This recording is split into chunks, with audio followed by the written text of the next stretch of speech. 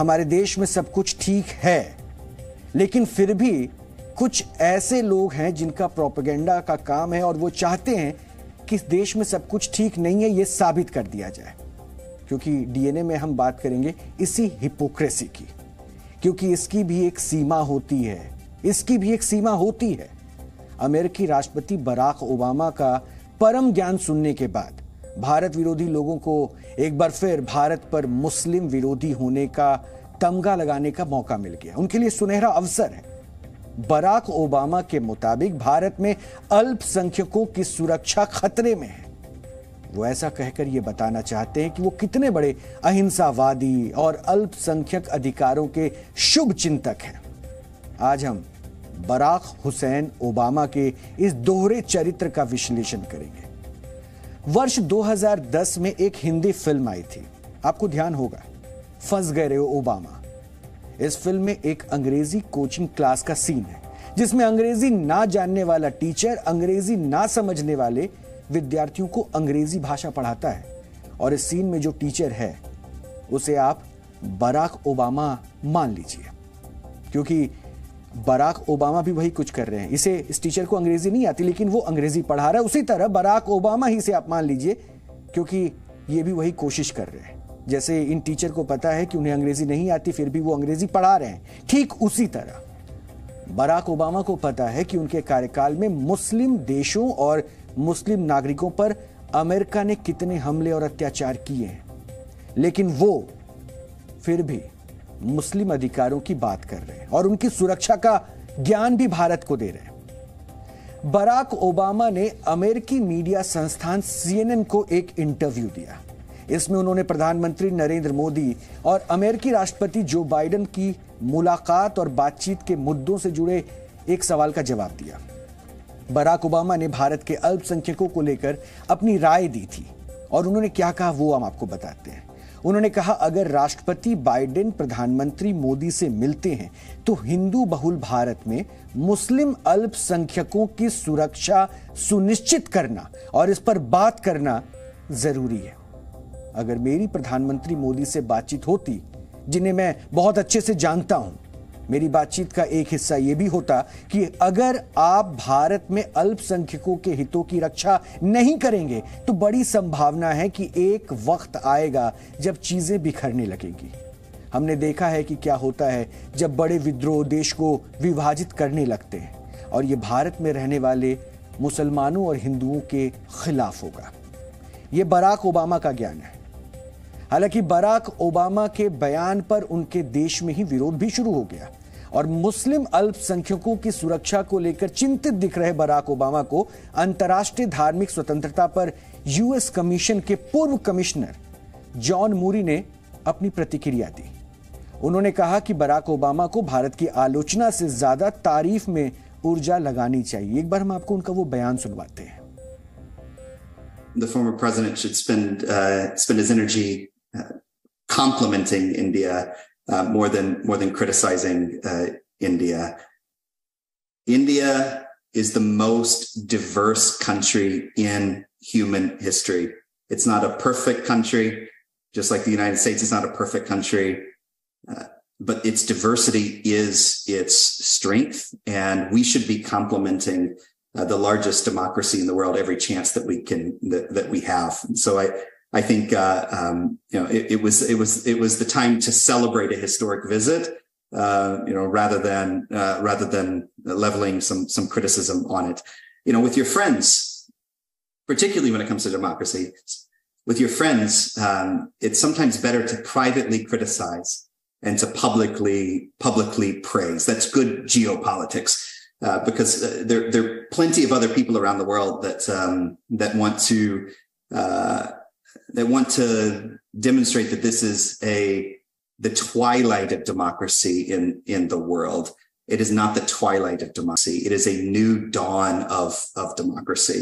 And so so all that to say, I disagree with the sentiment of the former president.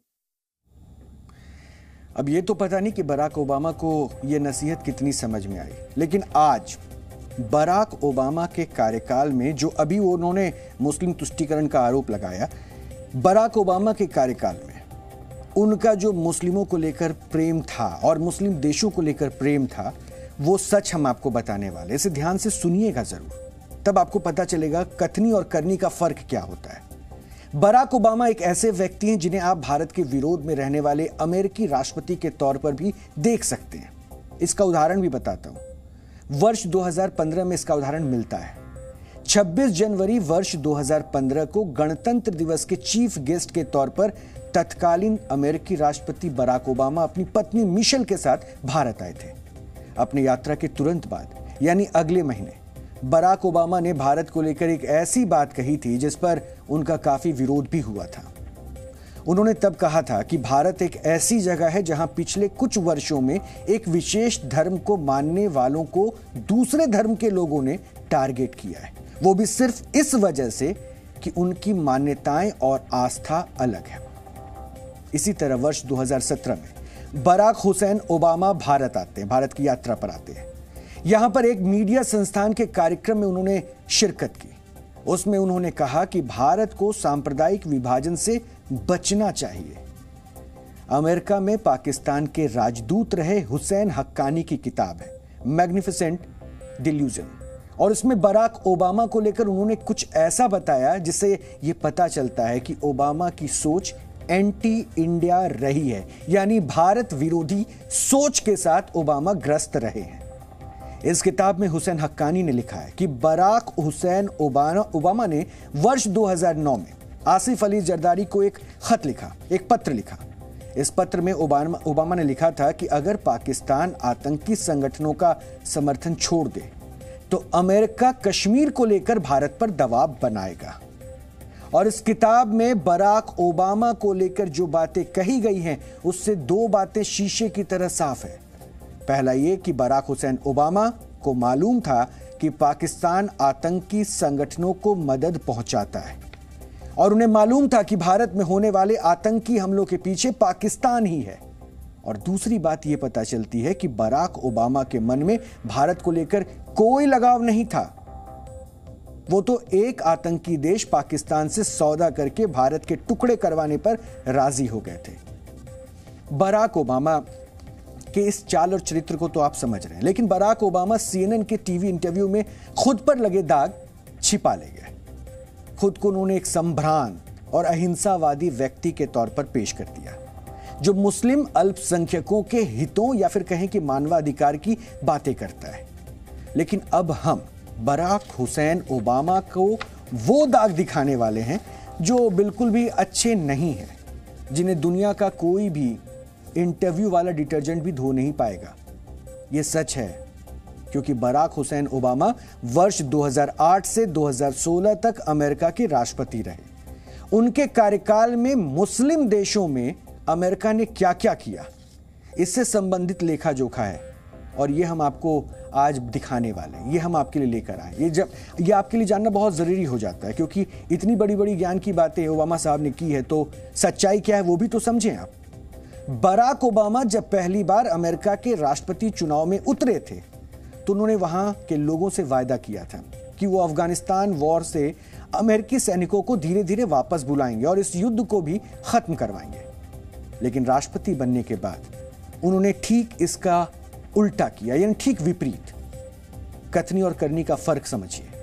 जब Barack Obama नवंबर 2008 में राष्ट्रपति चुने गए थे तब तक अफगानिस्तान में अमेरिका के लगभग 30,000 सैनिक थे, लेकिन उनके राष्ट्रपति बनने के एक वर्ष के कार्यकाल के अंदर ही अफगानिस्तान में अमेरिकी सैनिकों की संख्या बढ़कर 40,000 हो गई। इसी तरह वर्ष 2010 आते आते अमेरिकी सैनिकों की संख्या और बढ़ जाती है और यह संख्या 72,000 तक पहुंच गई, जबकि वर्ष 2012 तक अफगानिस्तान वॉर में अमेरिका के 1 लाख से ज्यादा सैनिकों को इसमें झोंक दिया गया।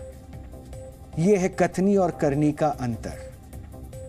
अफगानिस्तान की जंग करीब 20 वर्ष तक चली और इस दौरान अमेरिका ने 4 राष्ट्रपति देखे। इसमें George W Bush, Barack Obama, Donald Trump और जो बाइडेन भी शामिल है। इस्लामिक देश अफगानिस्तान में अमेरिकी सैनिकों की सबसे ज्यादा संख्या बराक ओबामा के कार्यकाल में ही रही। अब हम आपको कुछ ऐसे आंकड़े बताने जा रहे हैं जिससे बराक हुसैन ओबामा के बयान की धज्जियां उड़ जाएंगी। बराक ओबामा के कार्यकाल में पाकिस्तान में बड़ी संख्या में ड्रोन अटैक हुए। आप बिल्कुल सही सुन रहे हैं, निश्चिंत होकर सुनिए, मैं फिर से दोहरा रहा हूं। बराक ओबामा के कार्यकाल में पाकिस्तान में सबसे ज्यादा ड्रोन अटैक हुए हैं, सबसे ज्यादा बार। और बराक ओबामा किस तरह से सहानुभूति जता रहे हैं, ये आंकड़े भी आप देख लीजिए। वर्ष 2008 में पाकिस्तान में 36 एयर और ड्रोन स्ट्राइक हुई, लेकिन वर्ष 2010 तक इन हमलों की संख्या करीब 4 गुना बढ़ जाती है और ये 122 पर पहुंच गई। यानी बराक ओबामा के कार्यकाल में हमले लगातार बढ़ते चले गए। अमेरिकी think tank new America foundation की एक रिपोर्ट आती है और इस रिपोर्ट में जो बातें बताई गई है उसे आप देखिए, आपके टीवी स्क्रीन पर भी हम साझा कर रहे हैं। इस रिपोर्ट में यह बातें बताई जाती है कि बराक ओबामा की कथनी और करनी में जमीन आसमान का अंतर है। और इस रिपोर्ट में पाकिस्तान में हुई एयर स्ट्राइक और ड्रोन स्ट्राइक में मरने वालों की संख्या भी बताई गई है। इसमें यह बताया गया है कि अमेरिकी हमलों में कितने निर्दोष नागरिकों की मौत हुई। इस शब्द को फिर से ध्यान से सुनिए, निर्दोष नागरिक, जिनका कोई कसूर नहीं था, वो निर्दोष थे, उनकी मौत हो गई अमेरिकी हमले में। और किसके कार्यकाल में? बराक हुसैन ओबामा के। अक्सर अमेरिकी हमलों में हुई नागरिकों की मौत को अमेरिका कोलेटरल डैमेज यानी कि दुखद घटना बता देता है और फिर उस पर अफसोस जाहिर करने की भी जरूरत नहीं समझता। जॉर्ज डब्ल्यू बुश के कार्यकाल में पाकिस्तान में 48 एयर और ड्रोन स्ट्राइक हुई, जिसमें 214 नागरिकों की मौत हुई थी। अब बारी है बराक ओबामा की। बराक ओबामा के कार्यकाल में पाकिस्तान पर 353 एयर और ड्रोन स्ट्राइक हुई, जिसमें 411 नागरिकों की मौत हो गई। और इसी तरह ट्रंप के कार्यकाल में 13 एयर और ड्रोन स्ट्राइक हुई थी, जिसमें 6 नागरिकों की मौत हुई। इससे एक बात अब तक आप समझ सकते हैं कि बराक ओबामा के कार्यकाल में एक मुस्लिम राष्ट्र में चल रही जंग में सबसे ज्यादा हमले भी हुए और सबसे ज्यादा निर्दोष मुस्लिम नागरिक भी मारे गए। क्या बराक ओबामा किसी इंटरव्यू में इस विषय पर कुछ बोलते हैं? कभी आपने सुना है? केवल पाकिस्तान ही नहीं, सिर्फ एक देश की कहानी ही नहीं, बल्कि यमन में हुई जंग में भी यही स्थिति थी। यमन में चली जंग में बराक ओबामा के राष्ट्रपति रहते हुए 185 एयर और ड्रोन हमले हुए, जिसमें 153 निर्दोष मुस्लिम नागरिक मारे गए, उनकी मौत हो गई। वहीं डोनाल्ड ट्रंप के कार्यकाल में 106 हमले हुए, जिसमें 86 निर्दोष मुस्लिम नागरिकों की मौत हो गई। जिस मीडिया कंपनी CNN को बराक ओबामा ने अपनी शांति प्रिय और मुस्लिम अल्पसंख्यक चिंतक वाली छवि के साथ इंटरव्यू दिया है, इसी CNN की वर्ष 2014 में आई एक रिपोर्ट बताती है। ये सुनिए जरा रिपोर्ट क्या कहता है। इस रिपोर्ट में यह बताया जाता है कि बराक ओबामा के कार्यकाल में अफगानिस्तान, यहां भी मुस्लिम आबादी है, पाकिस्तान, यहां भी मुस्लिम आबादी है, लीबिया, यहां भी मुस्लिम आबादी, यमन, सोमालिया, इराक और सीरिया, ये तमाम जो देश हैं यहां मुस्लिम आबादी ज्यादा है और यहां पर भीषण बमबारी की गई। ये सभी मुस्लिम बहुल देश हैं। यानी बराक ओबामा जब मुस्लिमों पर अत्याचार की बात करते हैं, उसको लेकर भारत को ज्ञान देते हैं, तो उन्हें पहले खुद के रिकॉर्ड भी जांच लेने चाहिए, क्योंकि मुस्लिम देशों और व्यक्तियों पर जितने अत्याचार उनके कार्यकाल में और उनकी छत्र छाया में हुए हैं, उस पर वो अक्सर माफी मांगकर पीछे हट जाते हैं। बराक ओबामा ने इसी दोहरे चरित्र का जिक्र वर्ष 2017 में अमेरिकी वकील और मशहूर लेखक केनेथ रोथ ने अपनी एक लेख में उनके बारे में किया था। उन्होंने मानवाधिकारों पर बराक ओबामा के फैसलों को लेकर एक समीक्षा लिखी थी और उनके मुताबिक बराक ओबामा मानवाधिकारों को दूसरे नंबर पर रखते हैं। मानवाधिकारों को वो दूसरे नंबर पर रखते हैं। बराक ओबामा वो मानवाधिकारों को तब तवज्जो देते हैं जब उन्हें बहुत ज्यादा नुकसान ना हो रहा हो। यानी बराक ओबामा तब चुप हो जाते हैं जब बड़े पैमाने पर मानवाधिकारों का उल्लंघन हो रहा हो। वो बड़ी बड़ी बातें तब करते हैं जब उन पर बहुत ज्यादा सवाल उठने की गुंजाइश ना हो। ऐसे कई मौके आए जब बराक ओबामा ने अपने कार्यकाल में हुए मुस्लिमों पर अत्याचार को लेकर मुस्लिम देशों से माफी तक मांगी है। वर्ष 2009 में अल अरबिया चैनल को दिए एक इंटरव्यू में उन्होंने कहा था कि मेरा काम मुस्लिम देशों को यह बताना है कि अमेरिका आपका दुश्मन नहीं है। हम गलतियां करते हैं, हम परफेक्ट नहीं हैं। मतलब ये कि बराक ओबामा ये जानते थे कि उनके कार्यकाल में मुस्लिम देशों के नागरिकों पर अमेरिका कितना अत्याचार करता रहा था, लेकिन उसके बाद वो शांत रहते हैं। ओबामा साहब को मैं समझता हूं कि ये बात नहीं भूलनी चाहिए कि दुनिया का अकेला देश ये भारत है जहां के रहने वाले ऋषियों और मनीषियों ने भारत की सीमा में ही रहने वाले लोगों को अपने परिवार का सदस्य नहीं माना, बल्कि सारी विश्व की धरा पर रहने वाले लोगों को अपने परिवार का सदस्य मानते हुए वसुधैव कुटुंबकम का संदेश दिया। हम हिंदू, मुस्लिम, ईसाई, यहूदी इस नाम पर कभी भेदभाव नहीं कर सकते। भारत के सेकुलर कैरेक्टर को समझने की लोगों को कोशिश करनी चाहिए। मैं दावे के साथ कह सकता हूं, मुस्लिम कंट्री में भी इस्लाम के जो 72 सेक्ट्स होते हैं, 72 जो फिरके होते हैं, मुस्लिम कंट्रीज में भी नहीं मिलेंगे। यदि मिलेंगे तो केवल और केवल भारत में मिलेंगे और कहीं नहीं मिलेंगे। कुछ एक परसेप्शन सारी दुनिया में बनाने की कुछ ताकतों ने कोशिश की है, उसी आधार पर शायद लोगों की धारणा बनी होगी। उनको अपने बारे में भी सोचना चाहिए कितनी मुस्लिम कंट्रीज के ऊपर उन्होंने अटैक किया है, आप अच्छी तरह जानते हैं। बहुत ही आश्चर्यजनक हुई कि उसी समय जब माननीय प्रधानमंत्री जी यूएस में कैंपेन कर रहे हैं, उस समय कैंपेन मतलब भारत के विषय में सबके सामने विषय बोल रहे हैं, उस समय एक पूर्व राष्ट्रपति यूनाइटेड स्टेट्स का बयान दे रहे हैं भारत के मुस्लिम्स, जबकि विदेश के विषय के बारे में मैं थोड़ा संयम रखते हुए बोल रही हूँ। यूनाइटेड स्टेट्स के विषय में हम अच्छा फ्रेंडशिप चाहते हैं, मगर उधर से भी भारत के रिलीजियस टॉलरेंस के ऊपर एक USCIRF है, उनके कमेंट्स आ जाता है। राष्ट्रपति जी ने कुछ बातें बोल रहे हैं जहां शायद 6 देशों के खिलाफ, जहां मुस्लिम पॉपुलेशन डोमिनेंट है, बॉम्बिंग हुई उन्हीं के कालों में। बराक ओबामा ने मुस्लिम अल्पसंख्यकों को लेकर जो ज्ञान दिया है, एक खास वर्ग भारत में उसका खूब समर्थन कर रहा है। मुख्य रूप से सरकार विरोधी या मोदी विरोधी तबके को बराक ओबामा में शांति प्रिय व्यक्ति और मुस्लिम चिंतक भी दिखाई दे रहा है। लेकिन सच्चाई यह है कि मुस्लिम देशों पर सबसे ज्यादा अमेरिकी हमले उनके ही कार्यकाल में हुए हैं, और ये वही बराक ओबामा हैं जिनका विरोध यही विशेष वर्ग तब कर रहा था जब वो अफगानिस्तान, लीबिया, सोमालिया, इराक या सीरिया में हजारों बम गिरा रहे थे। चूंकि अब बराक ओबामा जो बात कह रहे हैं उसमें नरेंद्र मोदी सरकार का विरोध दिख रहा है, तो इस वजह से यही विशेष वर्ग जो बराक ओबामा को पानी पी पी कर कोसता रहा है, वो अब उनकी तारीफ करते भी नहीं थक रहा है। वैसे हम आपको ये भी बताते चलें कि बराक ओबामा को वर्ष 2009 में शांति का नोबेल पुरस्कार भी मिल चुका है।